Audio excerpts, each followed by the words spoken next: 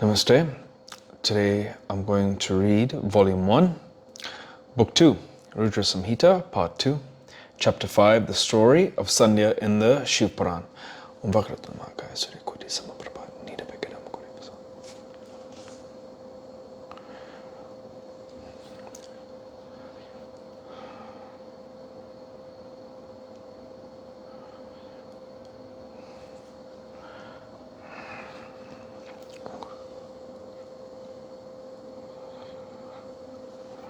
Hariom Tat Sat.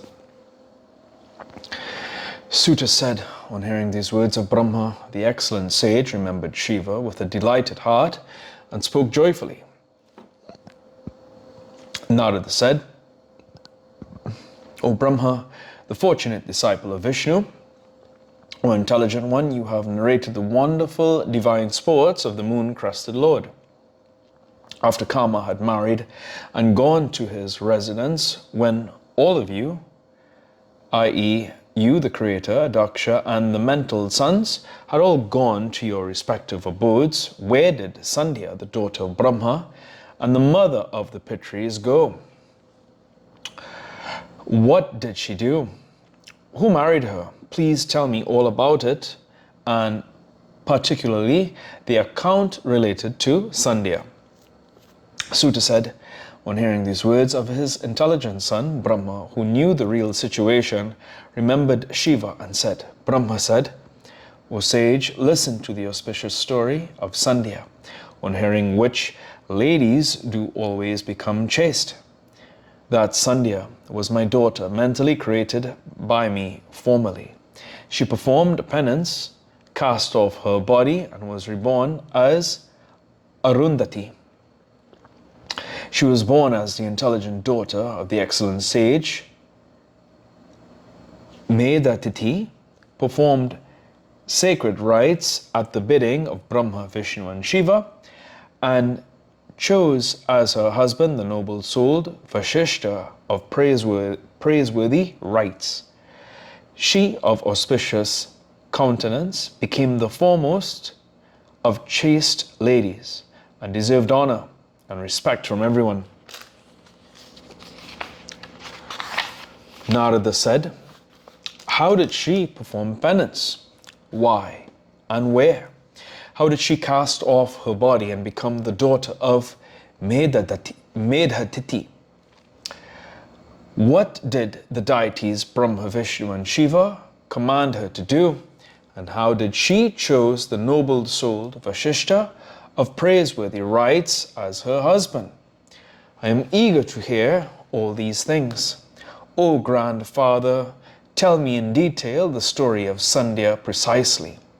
Brahma said, formerly on seeing Sandhya, my daughter, I cherished a love for her, which, being afraid of Shiva, I forsook. Sandhya's mind too was shaken on, being stirred by Kama's arrows. The same had happened with the mind of the noble-souled sages who had so far curbed their minds. She had heard the words of Shiva to me couched in mocking terms. She had realized that her mental aberration in regard to the sages was beyond decency. She had seen the attitude of Kama culminating in the delusion of the sages frequently. Hence, Sandhya was excessively distressed with respect to her marriage. O sage, then I cursed Kama. Shiva left the place and I too disappeared. Thus her support was lost. So, O excellent sage, Sandhya became furious. Then my daughter considered all these things and meditated. Meditating on the recent events, she of great fortitude mused what befitted the situation. Sandhya said, seeing me as a lady in the prime of my youth, even at my nativity, my father, prompted by Kama, cherished a lustful desire for me. The minds of the sages, the mental sons, reputed to be pure in mind, on seeing me, became lustful, breaking the conventions. My mind too was excessively stirred up by the wicked karma, as a result of which, on seeing those sages, it too became excessively shaken. Of course, Kama reaped the fruits of his sinful misdeeds, for Brahma became angry and cursed him in the presence of Shiva. I too shall have to reap the fruits of my sin. I have committed a great sin. I wish to have a means for making amends. Directly perceiving that I too had lustful feelings, the brothers and my father had a similar desire. Hence I am the worst sinner. I too had the unconventional lustful feelings on seeing them, towards my own father and brothers as towards a husband. I shall perform expiatory rites myself for my sin. Following the Vedic injunctions, I shall consign myself to the fire. But I shall set up the new limits in the world. No person shall be so lustful at the time of birth. For this purpose I shall perform a severe penance. Then I shall establish the new limits, and afterwards I shall abandon this life. No purpose will be served with this body for which love was cherished by my father and brothers. This body cannot be the means for achieving merit, for it was through this body that lustful feelings were generated in my father and brothers. Thinking thus in her mind, Sandhya went to the mountain Chandrabhaga, from which the river Chandrabhaga flows. On coming to know that she had gone to the mountain, I, Brahma, told my son Vashishta, the omniscient, of purified mind, due to penance, who had acquired spiritual knowledge, who was seated near me, and who had mastered the Vedas and the Vedangas. O son Vashishta, approached Sandhya, my daughter, of great fortitude. She is desirous of performing a penance. Initiate her duly in the procedure of that. O great sage, formerly seeing you all and me as her lovers and realizing her own lustful feelings, she had blushed, though not expressed and though not personified. Your action then is considered by her as her first death. Now she wishes to put an end to her life. Among those who observe limits and conventions, she wants to lay down a limitation. The chaste lady has gone to the mountain Chandrabhaga for performing the penance. She does not know the procedure of performing a penance. O dear, see that she realize her desire by means of your instructions. O sage, abandon this form of yours, disguise yourself, and approach her to demonstrate the mode of penance. You shall assume another form, lest she should be embarrassed as before on seeing your natural form and features. O Narada, Vashishta was thus ordered by me out of pity. The sage too told me, so be it, and approached Sandhya. Vashishta saw the celestial lake full of Ganas, and resembling the Manasa lake, he saw Sandhya too on its bank.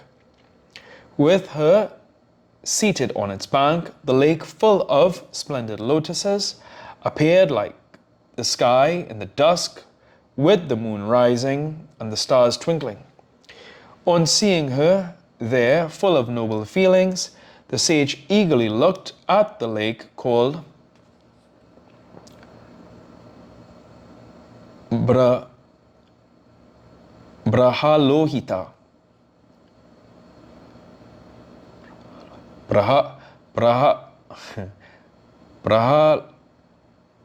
Brahalohita.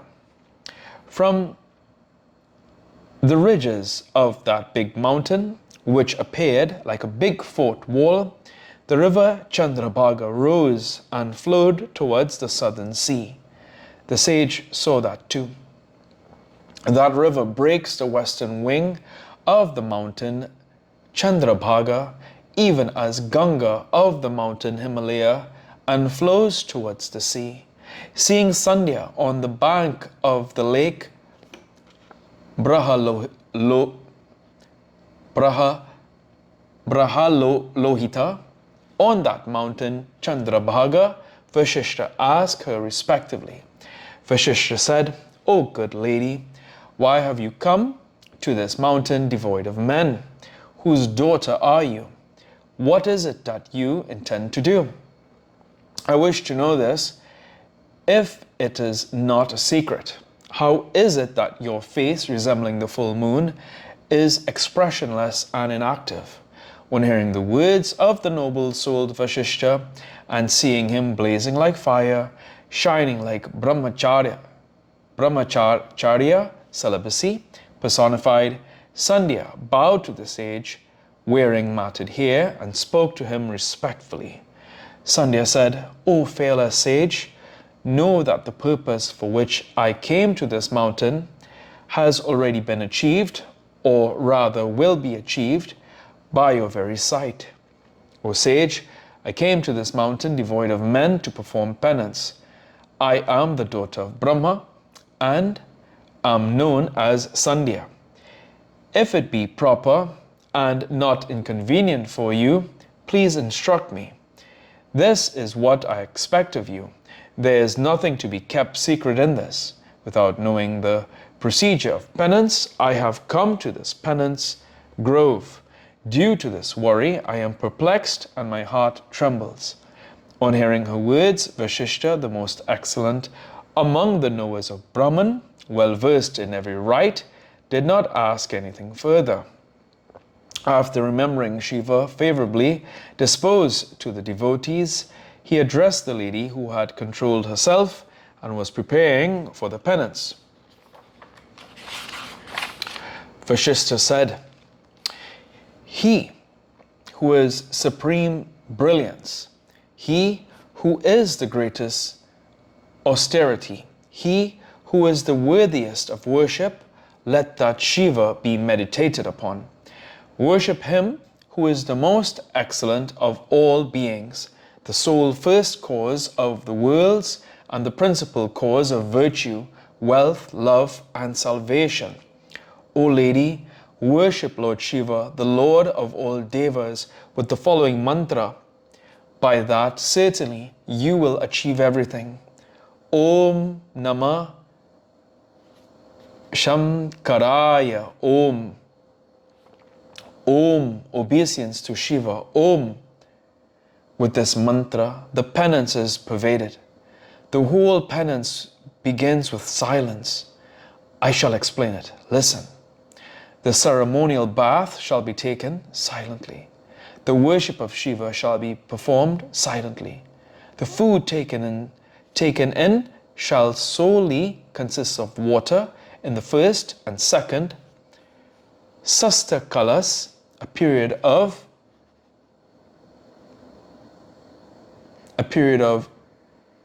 16th of the day equal 4 hours. I think it's 1/6, it's 1/6. A period 1/6 of the day equals 4 hours. On the third Sastakala, you shall observe complete fast without even taking water. This shall continue till the conclusion of the penance. The rite shall be performed at the end of each Sastakala. This is called the penance of silence. It yields all the benefits of celibate life. O lady, it confers all cherished desires. True, it is certainly true. Thinking thus in your mind, O lady, you meditate on Shiva.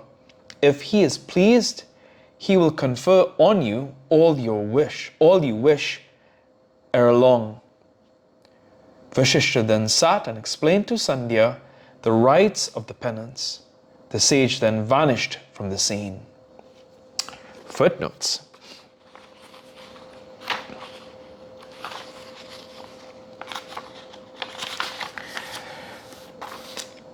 (237) Chandrabhaga, modern Senab. It is called Asikni, black in the Rig Veda,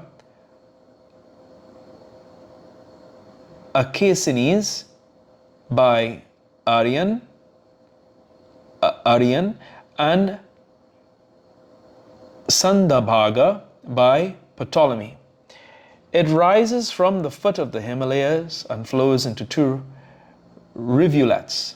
Chandra from a large snowbed to the southeast of Baralacha, Bhaga from the northwest slope of the pass, and both join at Tandi, and the joint stream is known as Chandrabhaga. Right? This is taken from the Geo of the Puranas. Okay. 238. The lake Lohita lies at the foot of the mountain Lohita, Hemasringa, or Sarvo Sadhya, situated on the north of the Hemakuta Kailasha range. It is the source lake of the Lauhitya, identified with the modern river Brahmaputra. And here ends today's reading of the Shiva Puran. Om Prabhu Prananatam Vipumeshwanatam Jagannatanatam Sanantabhajam.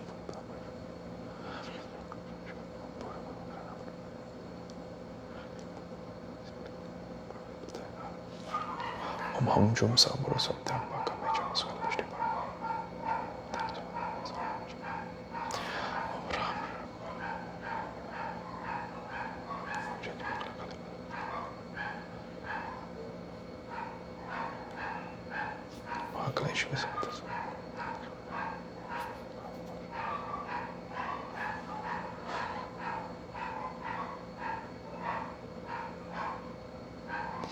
Om Tua Mata, Chapitatmaya, Tua Banduscha, Chasakatmaya, Tua Vidyathabhinam Tumima, Tumima Sarvam Mamadevadeva, Om Shanti, Shanti, Shanti. Hari Om Tat Sat.